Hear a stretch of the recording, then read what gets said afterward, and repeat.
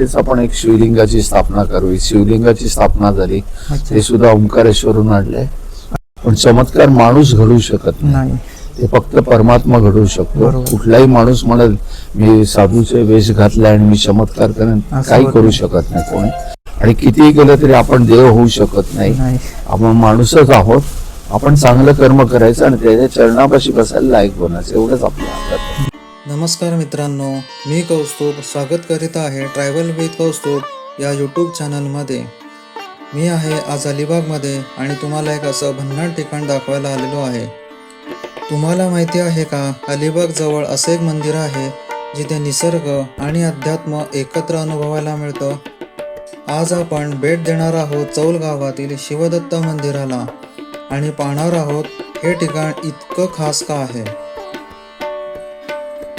श्री दत्तप्रभूंच्या कृपेने श्री केणे काकांना अलिबाग तालुक्यातील चौल येथे त्यांच्या जन्मगावी अतिरुद्र स्वाहाकार महायज्ञ आणि शिवदत्त मंदिर निर्माण करण्याचा श्री दत्तप्रभूंचा आदेश आला.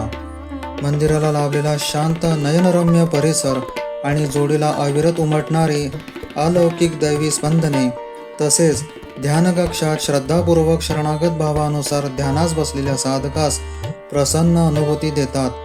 तर ह्या व्हिडिओमध्ये पुढे साक्षात श्री केणे काकांच्या मुखातूनच मंदिराबद्दलची संपूर्ण माहिती आपण ऐकणार आहोत. तर हा व्हिडिओ आपण शेवटपर्यंत पाहावा असे मी सांगू इच्छितो. तर चला मित्रांनो, आपण व्हिडिओला सुरुवात करूया.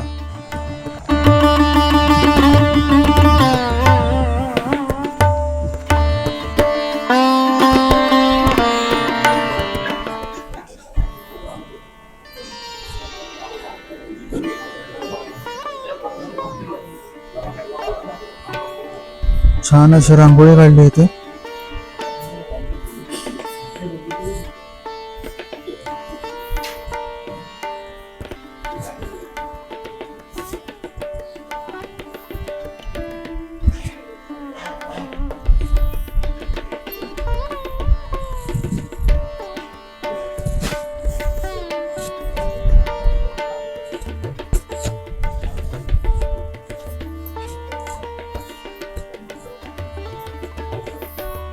हे शंकराच्या पेंडेचं असं हे मंदिर बांधलेलं आहे.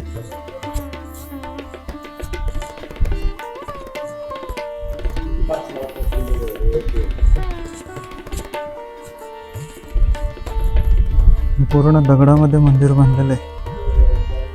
आतला गाभारा म्हणजे पिंड.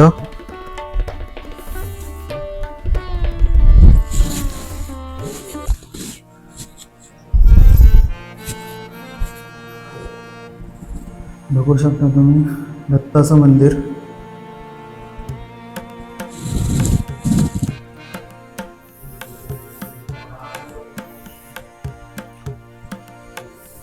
खूप प्रसन्न वाटते इथे आतमध्ये आल्यावर.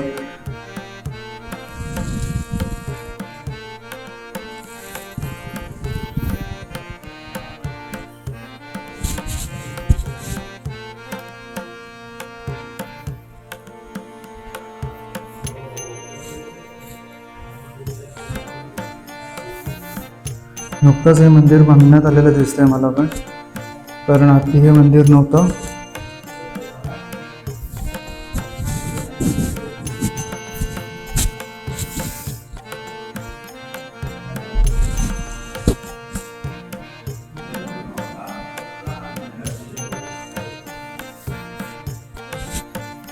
खूप छान असं हे मंदिर.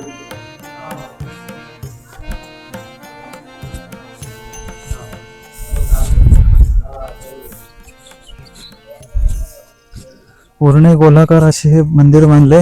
जुने वरतून जर तुम्ही ड्रोनने बघितलं तर तुम्हाला पूर्ण शंकराचीच पिंडीसारखं दिसेल हे मंदिर. असं मंदिर बांधण्यात आलंय.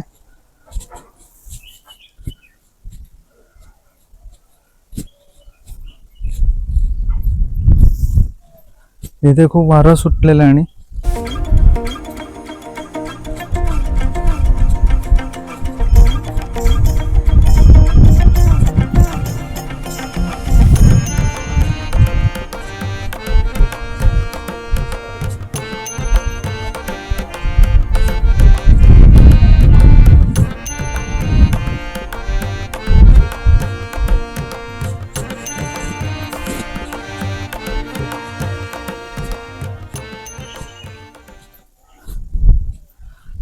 तिथे बघा पार्किंगची पण सुविधा आहे. रस्त्यावरती तुम्ही गाडी पार्क करू शकता आणि त्या मेन गेटने आतमध्ये येऊ शकता तुम्ही. आपली पॅशन तिथे सध्या उभी आहे.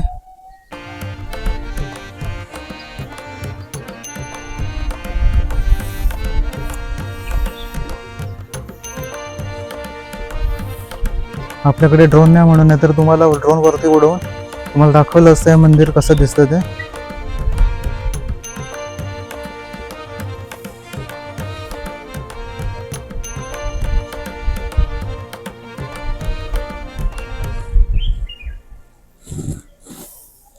यासोबत आपण काही फोटो सुद्धा क्लिक करूया आणि मी ते इंस्टाग्रामला नक्की अपलोड करेन, तुम्ही जाऊन चेक करू शकता.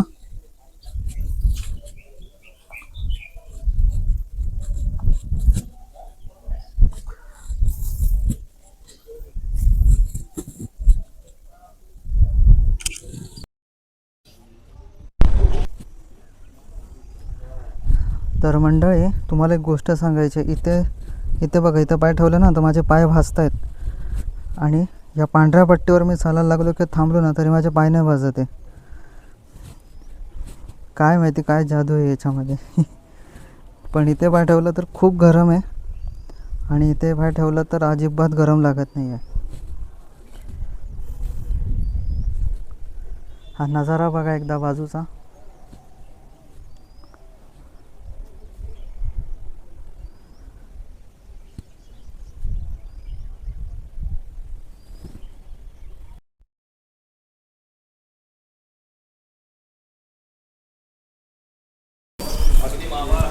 आपण आता शिवमंदिराकडे चाललो आहे. इथे मागच्या साईडलाच आहे.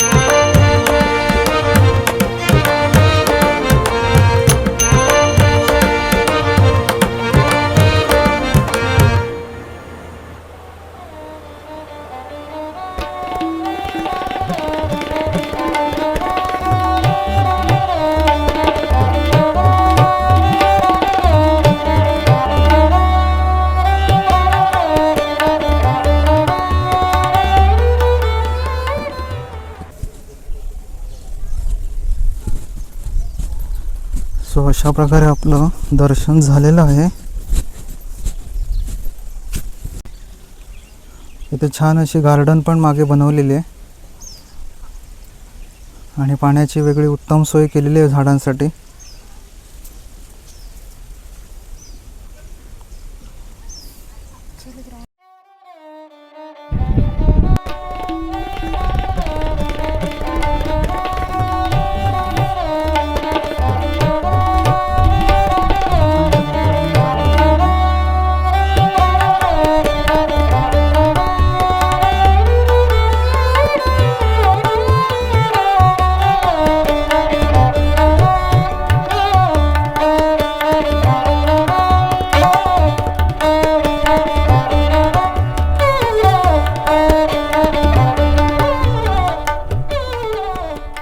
तर काका मला या मंदिराबद्दल थोडीफार माहिती द्या ना. हे मंदिर कधी बांधलं वगैरे आणि या मंदिराचा इतिहास असेल का काही तर तोही सांगा. हे मंदिर महाशिवरात्र 2016 साली बांधलेलं आहे. अच्छा. त्याची प्राणप्रतिष्ठा झाली.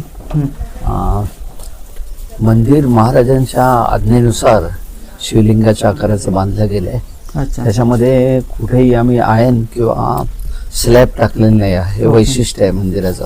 पूर्वीच्या काळी कसे अँग्युलर स्टोन कापून किल्ल्याची वगैरे जडणघडण झाली त्या तद्वत या महिन्याची झाली रचना. बरोबर. आणि हे संपूर्ण मंदिर हे गिरनारवर प्रवचन आणि भिक्षा. अच्छा. आणि ह्याद्वारे हे मंदिर आणि दर महिन्याला आता तुम्ही पाहिला तिकडे यज्ञ चालू आहे. बरोबर. मेडिकल कॅम्प चालू असते. हे सर्व कार्य हे भिक्षेद्वारे होतं. अच्छा. आणि दत्तप्रभूंचा आदेश आहे की वाम मार्गाचा वाईट कर्माचा पैसा घ्यायचा नाही. बरोबर. त्याच्यामुळे आम्ही कुठलेही 2 नंबरचे पैसे किंवा असे स्वीकारत नाही. ज्यांनी कष्टकरी लोकांनी दिलेले 5-10 रुपये सुद्धा आमच्यासाठी अनमोल आहे. बरोबर. आणि आतापर्यंत 976 माझ्या गिरनारवर प्रवचनं झाली आहेत. संपूर्ण अच्छा. महाराष्ट्राच्या बाहेर आहे. काही सिंगापूरला वगैरे झाले आहेत. आणि त्याद्वारे जे काही भिक्षा मिळेल आम्ही पाहतही नाही किती आहे. जे आहे त्याच्याद्वारे महाराज योगक्षेम चालवतात सर्वांचा. अच्छा. आणि हे मंदिर झाल्यानंतर अगोदर कोणताही कॉन्सेप्ट नव्हता. वरती जो डोम दिसतोय हां. त्याच्यामध्ये फक्त दत्त मंदिर करायचं चाललं होतं. अच्छा. ते करत असताना खाली यांचं चाललं होतं. आर्किटेक्ट म्हणाले खाली गोडाऊन करायचं वगैरे. नंतर मग डोक्यात विचार आला की तिथेच आपण एक शिवलिंगाची स्थापना करू. शिवलिंगाची स्थापना झाली. ते सुद्धा ओंकारेश्वरून आणले. आणि वर्षे त्या शिवलिंगाचा एक 1.5 टन वजनाचं तर नुसतं शिवलिंग आहे. आणि बाजूचा हे आहे डोम 5 टन वजनाचा ही आहे. बाजूचे काय म्हणतात ते साळुंकी. त्याचं 4.5 फूट डाया आणि 6.5 फूट लांब आहे. आणि जवळजवळ 2.5 फूट हाईट आहे त्याची. आणि त्याची ती रचना अशा रीतीने करून घेतली महाराजांनी.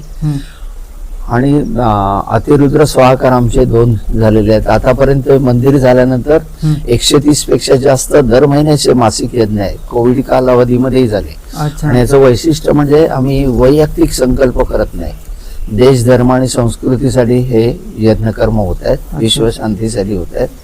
आणि त्याचे फार चांगले अनुभव आम्हाला मिळालेले आहेत. डॉक्टर शुक्लांसारखे जे वेल नोन सायंटिस्ट आहेत त्यांनाही आम्ही पाचारण करून अतिरुद्र स्वाकारामध्ये कशा रीती एनर्जी जनरेट होते, त्याचे युटिलायझेशन कसं होतं, लोकांमध्ये कशी पॉझिटिव्हिटी वाढते, हे सर्व आम्ही सायंटिफिकली बघितलं. कारण बेसिकली सायन्सचा स्टुडंट असल्यामुळे कुठेही अनाहूतपणे खर्च होतोय, आपण उगाच आपलं करायचं म्हणून करतो असं होत नाही ना. आम्ही पाहिलं प्लांटेशनवर, माणसांवर, वास्तूवर चांगली पॉझिटिव्ह एनर्जी ती जनरेट होत होती. त्यांच्या मनोवृत्तीत बदल होत आहेत. आपल्याकडे सेवा करणारी मुलं आहेत, नेहमी नॉनव्हेज वगैरे खाणारी मुलं, ते स्वतःहून त्यांची खाण्याची वासना नाहीशी झाली, ते येऊन तिकडे सेवा करतात. आणि सर्व कष्टकरी लोक आपलं समजून या ठिकाणी करतात. आणि हे जे दिसतंय, ही वास्तू ही 2022 साली आम्ही या ठिकाणी अखंड धुनी आश्रमाची स्थापना केली. ही सुद्धा आदेशानुसार झालेली स्थापना आहे. आणि मोजून 21 दिवसामध्ये या वास्तूची स्थापना बांधकाम झालं. कारण 21 दिवसात आणि अशा रीतीने झालं की आमच्या खिशात पैसे नसताना ही वास्तू तयार झाली. आणि सगळे म्हणजे आमच्या परिवारामध्ये जज वगैरे आहेत, बरेच प्रिन्सिपल आहेत, डॉक्टर्स आहेत, ते स्वतः येऊन इथे हे काम करायचे. दगड उचलून टाका, सिमेंटच्या घमेली उचला, असंही काम या ठिकाणी त्यांनी केलेलं आहे. म्हणजे इथे अहंकाराला त्याग करून दत्तप्रभूंचा तोच मेन उद्देश आहे.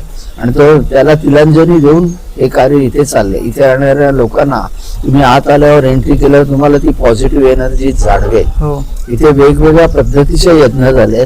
त्याच्यामध्ये क्रांती सूर्य यज्ञ, स्वातंत्र्य सूर्य यज्ञ, हे ज्या क्रांतिकारकांनी आपल्या देशासाठी आहुती दिलेली आहे, जे सैनिक आज लढतायत म्हणून आपण सुरक्षित आहोत, त्यांच्यासाठी एक उत्तरदायित्व म्हणून आम्ही क्रांतिकारकांच्या औषधांनाही बोलवलं. त्यांच्यासाठी इथे यज्ञकर्म केलेले आहेत.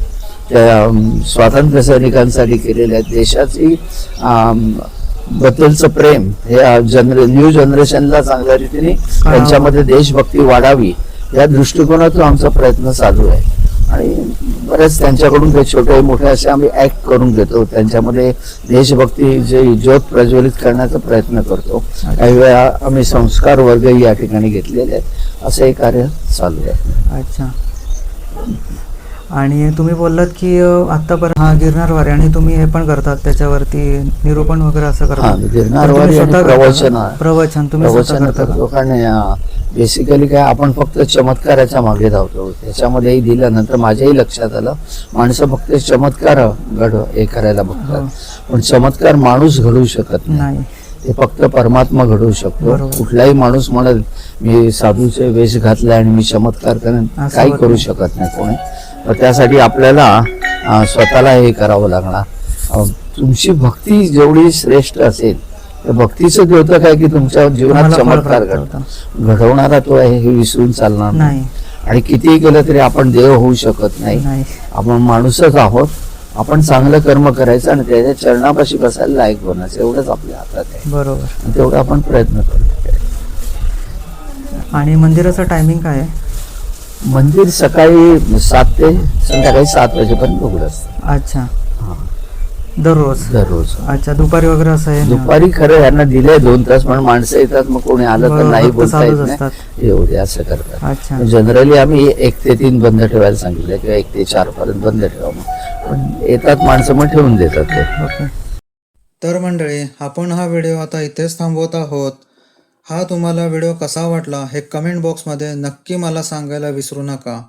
जर तुम्हाला असे हिडन जेम्स आणि स्पिरिच्युअल प्लेसेस एक्सप्लोर करायला आवडत असेल तर ह्या व्हिडिओला एक लाईक करा, मित्रांसोबत शेअर करा आणि चॅनलला सबस्क्राईब करून बेल आयकॉन नक्की दाबा, कारण पुढच्या व्हिडिओमध्ये आपण असेच आणखीन भन्नाट ठिकाणं एक्सप्लोर करणार आहोत.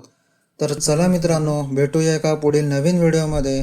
तोपर्यंत काळजी घ्या, सेफ ड्रायव्हिंग करा आणि हां, कचरा कुठेही करू नका जर तुम्ही फिरायला गेलात तर. तर चला मित्रांनो, भेटूया पुढील एका नवीन व्हिडिओमध्ये. तोपर्यंत बाय बाय.